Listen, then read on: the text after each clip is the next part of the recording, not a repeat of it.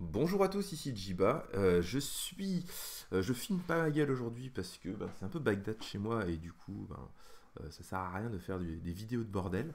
Mais je suis là pour faire une petite vidéo de draft compétitif Ravnica, puisque c'est enfin dispo et que j'attendais de finir mon draft M19 avant pour pouvoir filmer celle-là. Donc on va faire comme les fois précédentes, on va filmer uniquement le draft, puisque généralement les parties sont pas forcément super excitantes ou super intéressantes à regarder à la longue. Et voilà, du coup on va essayer de découvrir un peu ce format, puisque je suis a priori un peu comme vous, j'ai fait 2 paquets scellés dans l'extension. Mais le draft lui-même, je sais pas encore trop vers où aller. On commence par un. Tiens, j'ai de nouveau le jeu en anglais, on peut plus le remettre en français. Qu'est-ce que j'ai fait? J'ai l'impression qu'à chaque fois que je lance une vidéo, je me retrouve avec le jeu dans la mauvaise langue. Tac. C'est dans Graphics qu'il faut changer la langue, donc normal. Tout va bien. Donc l'Oxodon Vénéré, qui est une très bonne créature convocation, notamment en draft, j'imagine, puisque vous allez pouvoir booster toutes les créatures qu'elle convoque. Même si après, bon, 4-4 pour 5, ce n'est pas si top que ça. J'aime déjà beaucoup plus, enfin beaucoup plus, dans l'absolu en tout cas, j'aime beaucoup statut. La partie gauche peut faire des choses de temps en temps, mais c'est surtout la partie droite forcément qui va détruire un peu n'importe quoi. Et en éphémère, dans les verts noirs, c'est forcément très fort. Une contact mortale qui est force à bloquer, bon c'est sans plus pour une 1-1, il faudrait qu'on puisse la booster pour rendre ça un peu plus fort. Lien lumineux qui est l'anti-bête par défaut en blanc, qui marche assez bien avec le blanc vert qui fait piocher. Je suis en train peut-être de comprendre avec une carte M19 d'ailleurs. Donc couverture, un mauvais anti-bête. On a 5 en éphémère à une bête, si on joue rouge c'est forcément quelque chose qu'on a envie de faire. J'ai un petit peu joué contre cette carte ces derniers jours, à chaque fois elle a été plutôt correcte. Donc elle file menace et plus X plus 0, X étant le nombre de créatures dans le cimetière. Et enfin soulèvement de la citérène. Est-ce que c'est un jeu de mots souterraine, citérène, je sais pas. Bref, qui file le contact mortel à toutes vos créatures et qui fait qu'une de vos créatures va se battre. C'est dans les mêmes couleurs que statut. Et j'ai envie de me dire que j'ai plutôt joué vert noir dans tout ce que j'ai fait pour l'instant, vert noir, vert ou bleu noir. Donc on va essayer de tester quelque chose d'un peu différent. On va prendre ce Loxodon Vénéré pour tester ce que ça fait, hein, tout bêtement. Voir un peu la puissance de la carte. Alors là on a une autre convocation qui fait gagner des points de vie en arrivant. Une de 4 convocations toute bête. Qu'est-ce qu'elle fait elle? Je crois que c'était pas mal. Quand elle attaque, vous pouvez engager n'importe quel nombre de créatures dégagées que vous contrôlez. Il grossit et il crée des 1-1 vigilance, pardon, des 1-1 liens de vie pour 5. Ouais, c'est plutôt correct. Donc ici on a le guilde mage noir vert. On a pioché 2 en éphémère qui est toujours une bonne carte. On a une bonne créature d'attaque blanc ou rouge si on fait tempo, mais ça va pas être spécialement le plan avec de la convocation. Des contre du tempo un peu bleu et de la pioche. Écoute, on va essayer le champion les devs, on va dire qu'on part plutôt sur vert blanc. Vert blanc convocation donc. Alors qu'est-ce qu'il fait? Ça a l'air cher pour une 2-1. Quand il arrive sur le champ de bataille, regardez les 4 cartes du support, ouvrir une créature ou enchantement et le mettre dans votre main et le reste en dessous de la bibliothèque. Okay, c'est une sorte de mini tutor. On a une 3-1 mentor qui est plutôt correcte. On a ce qu'on aimerait bien voir le plus possible, ou presque dans les bleus noirs, surveillance, surveille. Lui, c'est plutôt pour du vert noir avec plein de bêtes au cimetière. J'hésite un peu. Qu'est-ce qu'on a dans les autres couleurs? Lui, il inflige 1, il piétine et il grossit avec des éphémères rituels. Il n'y a rien qui montre vraiment beaucoup de rêves. Il y a ça qui est pas si mal. Il y a les Guildgate, c'est un poil tôt quand même pour se jeter sur une Guildgate. Si on veut jouer Convoque, on préfère jouer des créatures pas trop chères, donc du coup c'est un peu. Enfin, jouer des bêtes à 4, peinture comme ça fait pas forcément rêver. Bon, après ça va récupérer des choses, hein. On va dire que ça suffisant. Voilà, on a plus envie de ce genre de choses si on veut jouer Convocation, hein, forcément 2 jetons de créatures pour 3 mana. Qu'est-ce qu'on a d'autre à côté? Ça c'est aussi plutôt correct, j'aime beaucoup la carte, simplement parce que ça fait piocher et que c'est souvent quelque chose de relativement nécessaire, mais en plus au pire ça permet de convoquer par la suite. On a révélation, répartition qui sera en général souvent joué pour la révélation, hein, puisqu'on va surveiller 2, piocher une carte. Dans les jeux surveille, c'est plutôt correct. On a cet enchantement, je l'ai draft. Non, je l'ai joué en sealed, mais je l'ai jamais vu en game. Peut-être une fois, du coup, je sais pas vraiment d'avis sur la question. J'ai l'impression que ça pourrait être pas trop mal, mais bon. Et une bonne bête rouge blanche qui est très dure à arrêter. On va prendre ça, on va essayer de continuer à forcer un peu le plan convocation. Et du coup, en forçant le plan convocation, on va continuer également là-dessus. Juste pour voir à côté, on a ça qui est une très très bonne bête. À chaque fois que je la joue, je suis très très content de son effet. Donc elle file plus X et la vigilance à une créature. X, c'est le nombre de cartes dans le cimetière de créatures. Et en plus, elle peut pas être bloquée par plus d'une créature. Donc elle est très difficile à bloquer en plus. Généralement, ça fait vraiment il y a pas mal de board stall, en tout cas en sealed. Et ça débloque toujours les situations.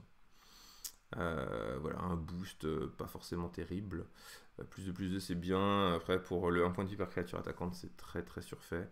Voilà, couverture, donc comme je te disais, c'est pas exceptionnel. On va prendre de quoi convoquer. Donc maintenant, il va falloir prendre des choses à convoquer. Hein, maintenant, on commence à pouvoir le faire.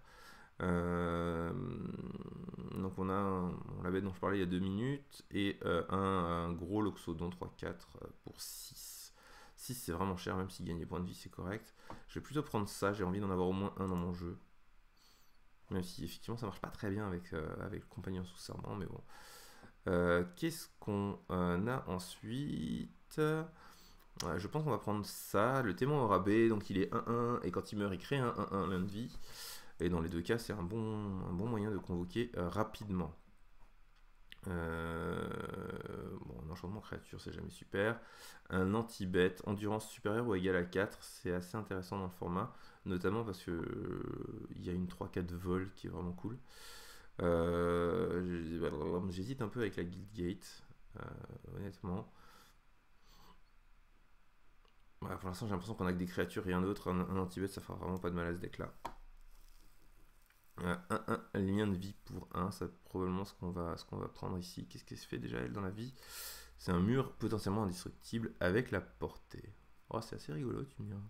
On va prendre ça. On va prendre des... Comment on peut appeler ça? On va prendre des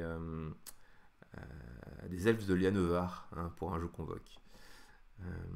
On va prendre des elfes. Est-ce qu'on va plutôt prendre une convoque Restaurateur Loxodon ou une 2-4? J'ai pas l'impression qu'on fait grand chose dans la vie dans ce format avec des 2-4. Même si pour la curve ça risque d'être un peu plus intéressant. On va prendre la 2-4, on va voir ce que ça donne au fur et à mesure des games. On va prendre le fog, mais en side, on va pas s'en servir de base. Lui, il a fait le tour, on le prend. Un deuxième, ce sera peut-être trop, on verra. Et on va prendre l'unco, c'est mieux parce qu'on a moins d'unco que de communes dans la vie. Alors, la chevalière de l'automne, c'est une bonne bête. C'est potentiellement une 4-3 pour 3, et sinon elle a des effets un peu cool comme détruire des enchantements ou des artefacts ou gagner des points de vie si besoin. On a ici... Ah, bah c'est le bon vieux 1-3 qui file le vol, carte que j'adorais dans l'ancien format. Lui, c'est une 2-2 pour 2 avec un tout petit bonus, une grosse convocation. Celle qui fait gagner 4 points de vie, bon, on va prendre la rare, hein, elle est vraiment très très solide. C'est intéressant de voir ce qu'on pourrait éventuellement récupérer en faisant le tour. On a le boost convocation, qui est ici donc. On a une rare rigolote mais pas dans nos couleurs. Avec un joli dessin d'ailleurs.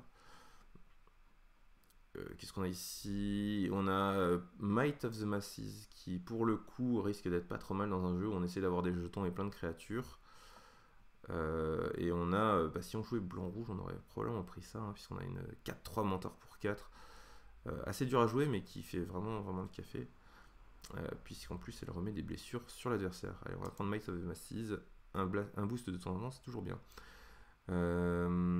Alors, vol vigilance mentor ou convocation vigilance, ou bien 2 jetons. Ça, c'est assez cool. On n'a pas beaucoup de volantes, du coup on va peut-être quand même prendre celle-là. En plus le mentor, ça peut faire des trucs assez sympathiques de temps en temps, notamment vu qu'on joue pas mal de jetons. Et on n'a pas encore assez de choses très chères et convocations pour prendre ça, même si prendre ça, ça voudrait dire qu'on pourrait potentiellement prendre à peu près toutes les cartes convoque à 7 mana qu'on verrait passer. Ah, mais on va peut-être quand même pousser ça. On va prendre la créature, les deux créatures, les deux jetons. Ça devrait assurer à peu près d'en avoir un tout le temps. Et du coup, on va partir très gros ton convocation. Si on en voit encore un, mais il y en a un troisième là. Alors ça va chercher les Guild Gates. C'est très très fort quand on joue plein de couleurs. Ça, j'en ai toujours été déçu. J'arrive jamais vraiment jusqu'au moment où j'arrive à le caster. Je faisais toujours autre chose avec. Allez, un quatrième, c'est parti, on part en couille. On va prendre tout ce qu'on trouve et convoquer comme des oufs. Qu'est-ce qu'on va prendre ici? On a une 2 de vigilance qui est plutôt correcte et qui rentre plutôt dans la curve où on n'a rien à 2 pour l'instant. Et la curve à 2, si on n'a pas ça, on va en avoir besoin. Un boost, créer un jeton. Ok, donc pareil, c'est une bête à 1 qui a un bon bonus, donc on va le prendre tranquillement. Convoque vigilance 5, très bien. La grosse convoque. On est vraiment passé par ce booster déjà. Choix 8, non d'accord, c'est le dernier. Les créatures qu'on vous contrôlez gagnent +2, +2 jusqu'à la fin du tour. Ou alors cherchez dans votre bibliothèque une carte de forêt de base ou de plaine de base, révélez-la, mettez-la dans la main. C'est plutôt correct ça, disons. +2, c'est un poil limite pour 6 quand même. C'est quand même. Enfin, on a 4 ça. Si on arrive à faire des +2 jusqu'à la fin du tour, c'est plutôt vénère. Là, je suis assez partagé parce qu'en vrai, on manque quand même toujours de drop à 2. Et vu que notre plan c'est de convoquer dans des trucs très chers, le drop à 2 est vraiment très très important. Du coup, je pense qu'on va quand même prendre le bouclier Verdani. Mais j'aurais bien aimé jouer cette grosse carte. Alors même remarque, on va plutôt prendre un drop à 2 qu'un drop à 3 vu qu'on en a déjà 36 000. Et on n'a pas de bol parce que toutes les grosses convoques, elles ont disparu. Alors, on va prendre un potentiel anti-bête. On va prendre la Guild Gate cette fois, c'est sûr. Ça pour aller chercher des gates, ça ne servira probablement à rien, mais c'est pas grave. Une créature dans le doute. Il va pas falloir les laisser passer sur le dernier booster. Je suis surpris qu'elle soit partie aussi vite que ça. Bon, voilà, convocation défense talismanique, c'est exactement ce qu'on veut voir. Il y a beaucoup de bonnes cartes dans ce booster. Ça, c'est plutôt une bonne rare. Hein. Quand elle affiche des blessures de combat à un joueur, on peut regarder le top 3 de sa bibliothèque, en exiler une, puis mettre le reste dans son cimetière. Donc en plus, ça meule un peu. Et on peut lancer la carte qu'on a exilée et en dépensant du mana de n'importe quelle couleur pour la jouer, ce qui est vraiment cool. La pluie de notion qui est une bonne pioche. Ça qui est un très très bon anti-bête bleu-noir. Parce que non seulement ça tue une bête, mais en plus potentiellement ça en engage une autre. Ça peut faire des phases de combat assez sympa. Donc on va prendre la grosse convoque. Hein. On va essayer de faire ce qu'on avait prévu. Pareil, grosse convoque. Je regarde rapidement le reste. Ah oui, il y a la grosse convoque qui vole. C'est quand même beaucoup plus cool que la grosse convoque qui piétine. Pour 8 mana en plus. Allez, c'est la fête. 4-5 vols. Mais j'ai jamais vu un truc aussi gros dans le format. On a des drops à 2. On a de la 2 de Death Touch. Celle-là, elle peut potentiellement voler. Ce qui est un avantage sur la vigilance, surtout si on n'arrive pas forcément à prendre le dessus avec les grosses créatures, mais qu'on va avoir besoin de passer au-dessus des créatures. De la grosse convoque. On commence à se poser la question du à quel moment on va avoir trop de grosses convoques. 1, 2, 3, ça convoque pas. 5, c'est déjà plus la grosse convoque. Ça, on va en mettre une de côté quand même là. 26 cartes, on a déjà trop de cartes de toute façon. Que faire ici? On a la possibilité de se dire que gagner 4 points de vie, même si pour chaque joueur, ça permet d'arriver vers notre plan à nous qui est jouer toutes les grosses créatures de la Terre. Et qui pourrait passer potentiellement au-dessus, pas de ça, au-dessus d'un Okapi ou pas d'un chat. Au-dessus d'un Okapi méfiant. On a un énième drop 2, on commence à en avoir quelques-uns, donc on a 1, 2, 3 drop à 1, 1, 2, 3, 4, 4 drop 2, ah, je peux en mettre un cinquième sans trop de sourcils, je pense. Est-ce qu'on mettrait pas plutôt celui qui attaque un peu?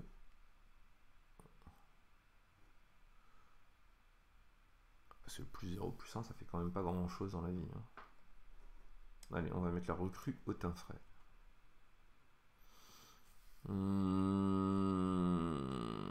on a de nouveau une grosse convoque, mais qui est 3-4, qui est pas, je le disais tout à l'heure, je ne suis pas spécialement fan, mais j'aime beaucoup, beaucoup la Volve Mentor. Donc on va prendre de la volante.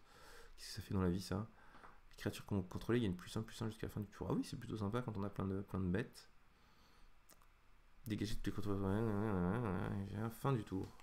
Ouais, ça a quand même l'air assez cool ça. Donc ça permet de faire des grosses défenses, des grosses attaques ou des gros blocs incroyables. Et sinon on a le témoin râpé. Je sais pas si je vais faire des attaques de masse ou plutôt attaquer avec des gros tons.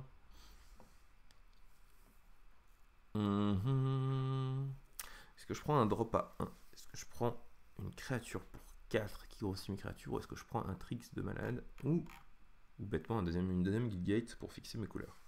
C'est quand même pas mal de cartes multicolores. Sachant que j'ai déjà des cartes qu'il faudrait enlever dans ce deck. Bon, comme on n'est pas dans la vraie vie, on a le temps de réfléchir un peu plus que d'habitude. Donc on va regarder toutes les cartes du deck. Tiens, j'en ai qu'une, il me semble en avoir pris une autre plus tôt. Du coup, je suis bien content d'avoir pris celle-là. Ouais, c'est 2-4 convoque. Je sais pas trop ce qu'elle fait dans la vie. Tout ça, c'est cool. Je pense que ce drop à 3 ne rentrera jamais dedans. On a trop de drop à 3, grosso modo, si on en a 4 là. Donc ça fait 5, 6, 7. C'est vraiment beaucoup trop. Ça, c'est fort intrinsèquement. Ça, c'est très fort intrinsèquement aussi. C'est probablement le chat qui va devoir partir, malheureusement. Il est possible qu'on ait trop. Ouais, Might of the Masses, c'est rigolo, mais. Ouais, si ça peut faire des trucs. Ouais, je sais pas trop. J'ai pas besoin. Enfin, j'ai pas l'impression qu'on ait besoin. Ou qu'on ait tellement envie de faire des choses qui soient pas des créatures dans ce deck. On va le mettre de côté pour l'instant. Ouais, du coup, si on n'a pas envie de faire des trucs qui sont pas des créatures, on n'a pas spécialement envie de faire ça de toute façon. Même si ça permet de faire des choses quand même assez sales. 25-24. Donc il y aurait encore une carte de. Ouais, on va prendre la Guildgate, je crois. On va prendre la Guildgate. J'ai enlevé la. Non, j'ai gardé la convocation ici. J'ai dit. En fait, je la trouve pas incroyable cette carte, mais j'ai du mal à m'imaginer si j'arrive à la jouer tour 3, ce que ça peut donner. On peut pas la jouer tour 2, mais c'est pas si ouf de gagner un tour là-dessus. On va prendre la Guildgate. On va voir ce qui reste à côté, mais. Voilà, une grosse convoque. Dans le doute, on fera le tri après. C'est un drop packet plutôt correct, mais il rentre. Enfin, il n'y a pas la place en fait. Il n'y a plus jamais la place de mettre des trucs en plus là-dedans. On va prendre une unco pour le side. Voilà. Qu'est-ce que ça fait ça dans la vie? Vigilance, engager jusqu'à 2 créatures. Non, c'est absolument pas ce qu'on va faire. Je vais prendre un deuxième Might of the Masses pour le side. Dans le doute, la Guildgate. Voilà. Ça sert à rien. Encore lui, il va être pris de base et on va commencer à réfléchir s'il ne faut pas enlever d'autres choses. Ça, c'est pour le side. Le reste, on s'en fout, ça ne sera pas joué. Alors, j'ai vu. Voilà, qu'on pouvait agencer le deck différemment. Avec le side, mais en fait le side, on peut pas, parce que le side on s'en fout, il est là-haut le side. Bon, il nous met 17 terrains, je suis à peu près d'accord dans ce deck là, peut-être qu'il faudrait en jouer que... on va pas en jouer moins de 17 quand même, parce qu'on a envie d'arriver jusqu'à 3 pour ensuite snowball sur tout le reste quoi. Alors on a ça, on va finir par l'enlever je pense, puisqu'il faut qu'on joue 40 cartes. Tiens, sous cette vue-là, on n'a pas le nombre de cartes dans le deck. J'en suis à 42, merci. On joue 4 fois ça, les créatures, c'est pas des créatures qui vont au cimetière. Ça va rendre l'autre carte vachement moins bien, et puis des gros tons, on en a déjà un paquet. On en a 2 défenses talismaniques, on aurait pu réfléchir à prendre un truc un peu rigolo avec, genre le +3 plus de vigilance, enfin, quelque chose d'un peu plus sympa que ça. Mais bon, c'est pas la fin du monde. On a lui qui a comme but seul et unique de prendre des jetons 1 lifelink et de les transformer en 2 lifelink, hein. Soyons honnêtes. Et de là 4-4. 1, 2, 3, 4, 5, 6. On a après 6 tons et encore tons. Ouais, les 4-4 vigilance, je sais pas si on peut vraiment appeler ça des tons, mais bon. Je crois que dans le format c'est quand même assez gros. C'est à peu près le bon nombre, je dirais. Donc on était à 42 encore, c'est ça. Et donc il va falloir enlever des choses. Je n'enlève rien de cette curve à 3, elle est très très bien. Lui, il me rend pas du rêve. Je vais finir par l'enlever, c'est pas grave. Je préfère faire 2 jetons tour 4 ou 3 que ça. Lui, il est bien. Lui, il est discutable. Est-ce qu'on peut... Non, j'aurais bien aimé rapetisser un peu la fenêtre en haut pour pouvoir agrandir en bas et genre séparer les sorts des créatures. Mais bon, c'est pas grave. Donc on a 1, 2, 3, 4, 5 drop 2 et 4 drop à 1. Et on va encore enlever une créature, une carte, c'est ça? Ouais, une carte. On a... Ouais, de toute façon, on n'a pas grand chose qui peut se convoque avant fin de partie, mais c'est un peu le but du deck. Est-ce qu'on va enlever un tour 2 ou est-ce qu'on va enlever un tour 1? J'ai pas vraiment envie de me séparer d'un ton.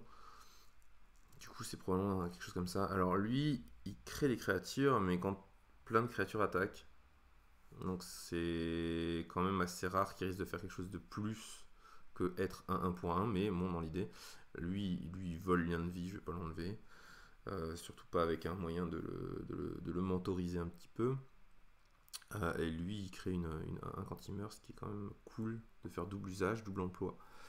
Lui, il vole, j'aime bien. Lui, franchement, il est très très... ouais. Ouais, c'est vraiment un tour 2 ou un tour 1 que je vais enlever. Je pense que les tours 1 sont moins importants que les tours 2, étant donné que j'ai rien qui convoque avant 5 mana. Surtout que, vu que j'ai enlevé ça. Donc on va enlever lui, qui fait pas grand chose dans la vie en vrai. Bon, on verra dans les games si j'ai tort, hein, si ça se trouve je vais une fois jouer lui, je vais jouer ça, je vais attaquer avec tout, je vais faire wow des jetons dans tous les sens. Mais si ça se trouve non. Donc on verra. On va garder le deck comme ça. J'aurai pas le temps de jouer les parties tout de suite. Je vous le remonte comme ça, c'est quand même vachement plus cool. J'aurai pas le temps de jouer les parties tout de suite, mais je pense que d'ici 2-3 jours, le draft devrait être fini. Je refais un tour vite fait dans les cartes pour voir si j'ai pas oublié un truc qui finalement serait vraiment cool maintenant que j'ai un peu décidé de la ligne globale du deck. Non, j'ai pas l'impression. On va terminer comme ça. Eh bien, merci d'avoir suivi cette vidéo. N'hésitez pas à regarder un peu tout ce qui se passe sur ma chaîne en général, mais surtout sur le site de Millennium, sur Magic Arena, puisqu'on essaie de vous présenter de plus en plus de contenu en ce moment. Parce que Magic Arena c'est vraiment cool et qu'on va essayer voilà, on va vous faire des drafts, on va vous présenter des decks construits, plein de choses super sympas. Merci d'avoir suivi, c'était Jiba et à une prochaine.